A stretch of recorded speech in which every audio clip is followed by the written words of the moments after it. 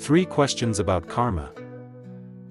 Dear Venerable and brothers and sisters, we respectfully invite you, Venerables and brothers and sisters, to read the article, 3 Questions About Karma, answered by Elder Thong Lak below.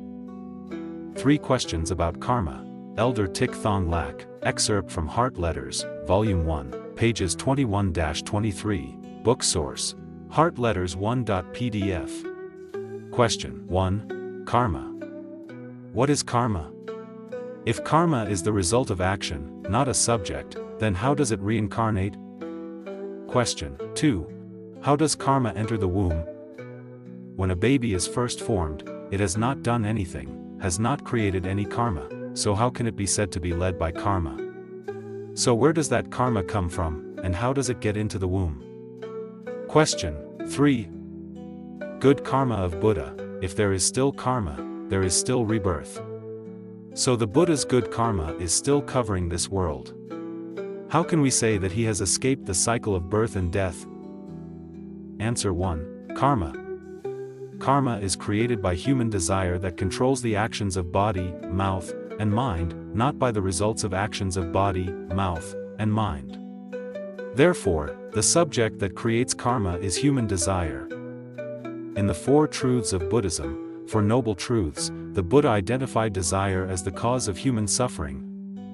Thus, desire is the subject that controls the good and evil causal actions from 3 places in the body, which are body action, speech action, and mind action. Therefore, it is said that karma is created by the ignorant actions of the causes and conditions that come together and dissolve in the living environment.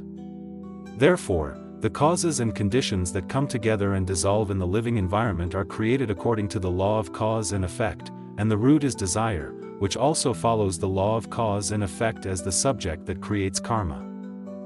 However, the causes and conditions that arise and dissolve in the living environment are all impermanent phenomena. Karma is the magnetic field created by the good and bad actions of the causes and conditions that arise and dissolve in the living environment. Therefore, it corresponds to the ignorant good and evil actions of the living environment that continue to reincarnate, so it is called correspondental condition. The human body and mind are a combination of causes and conditions and also a dissolution of the living environment, so they are impermanent dharmas. They are impermanent dharmas, so they do not go through reincarnation, but their good and evil actions emit good and evil magnetic fields, accumulating into a very strong invisible force, so Buddhist scriptures call it karma. That karma is reincarnated, not the human mind that is reborn, because the human mind is an impermanent dharma as mentioned above. When one dies, everything is lost, not a single aggregate remains. Answer 2. How does karma get into the womb? When a baby is first formed, still in the mother's womb, it is a mass of old karma that combines to form a fetus to pay off its karmic debts.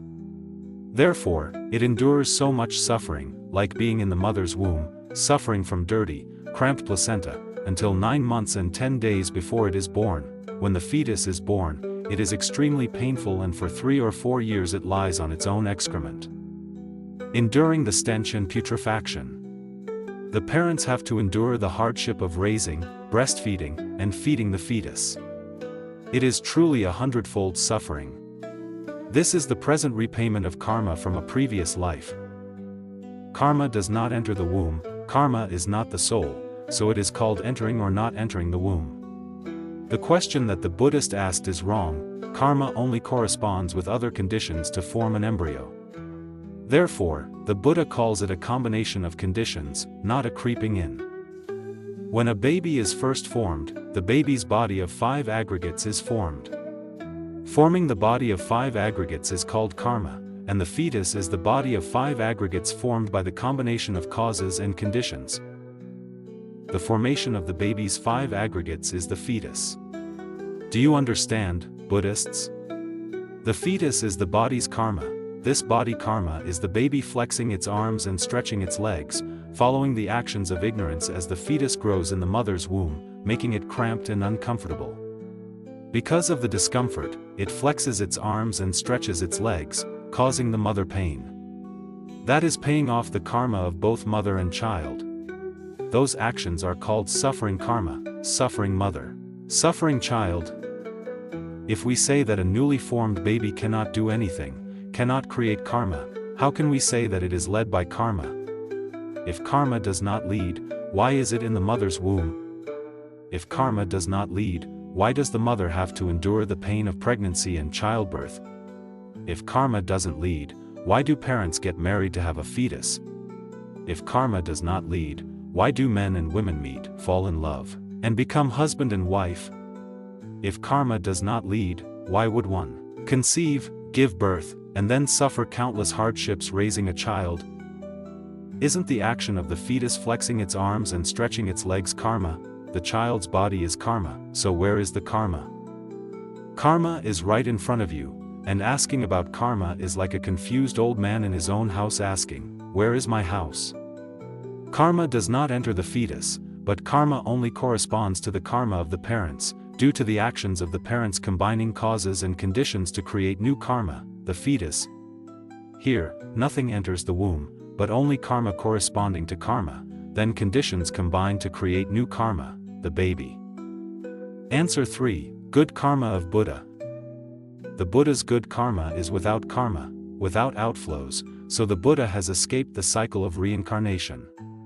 The Buddha's good karma is beyond the law of cause and effect, so it has profound inner power. Therefore, it goes against the law of cause and effect. Going against the law of cause and effect is to master life and death, mastering life and death is to master cause and effect. Mastering cause and effect, how can there be reincarnation? Karma is divided into 3 types. 1. Evil karma with outflows. 2. Good karma with outflows. 3. Good karma without outflows. People in this life usually create 2 types of karma, good karma and bad karma. The life of the Buddha and his disciples is to prevent evil and destroy evil, to generate good and increase pure good dharmas, so they always live in pure good dharmas. Therefore, the pure magnetic field is not compatible with the contaminated magnetic fields of the living environment in the world, so the cycle of rebirth is ended. Therefore, the immaculate magnetic field of the Buddha and his disciples pervades the entire world, without any rebirth or reincarnation, because there is no corresponding object. Without a corresponding object, there is no end to rebirth or reincarnation. So what is pure good karma? The state of mind that is unshaken, calm, peaceful, and carefree is the truth of Buddhism. A practitioner who reaches this state has attained the fruit of arhatship and no longer needs to practice anything else. Although he has not yet entered nirvana, he is always in the state of nirvana.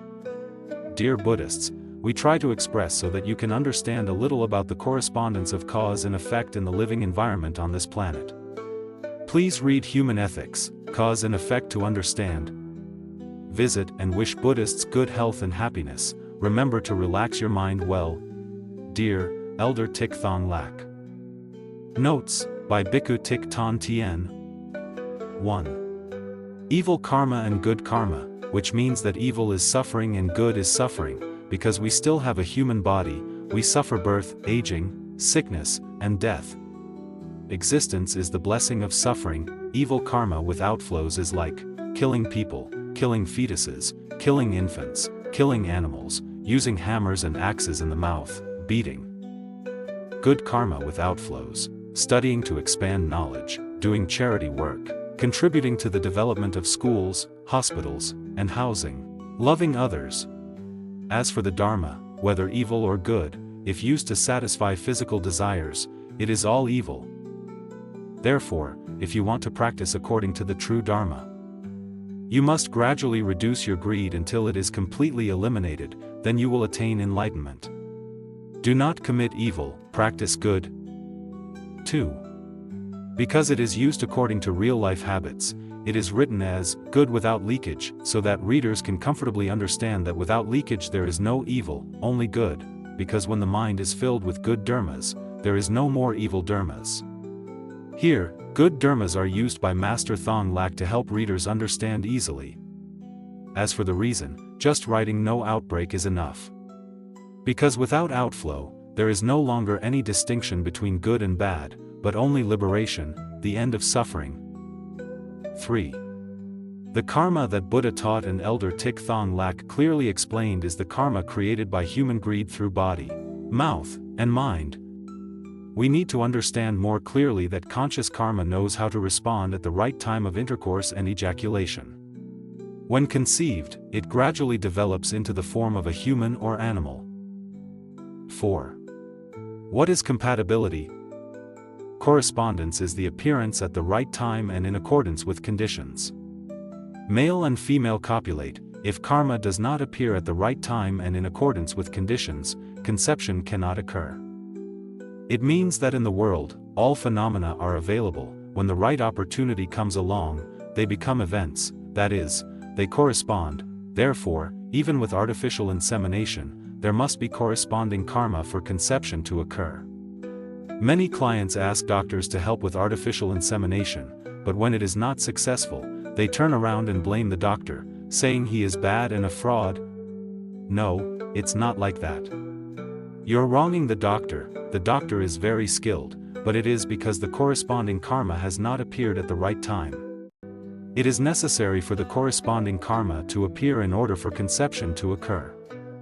Otherwise, do we think that scientifically? We have to impregnate 100 times to get pregnant? No way. 5. Buddha's teachings are never wrong. Buddha taught that there is no metaphysics, no soul. Meanwhile, heretics falsely preach that they believe in the existence of souls, and then perform pointless prayers for the dead. Prayers for the dead are to comfort the living, because the living are haunted by their own thoughts. Anyone who understands the 5 aggregates and especially the aggregate of perception, and can escape the influence of perception, will clearly realize that praying for the deceased is uncaused and foolish. To escape the influence of the mind, one must always, regularly and permanently practice the method of right intention with short, wholesome sentences to escape easily. Try to practice mindfulness, then you will realize very wonderfully, thanks to mindfulness helping our mind to be peaceful, happy and carefree. 6. Venerable Thich Thong Lac wishes all practitioners good relief. So what does it mean to let go? How to let go? Master Tan Tien explains clearly so that everyone can understand.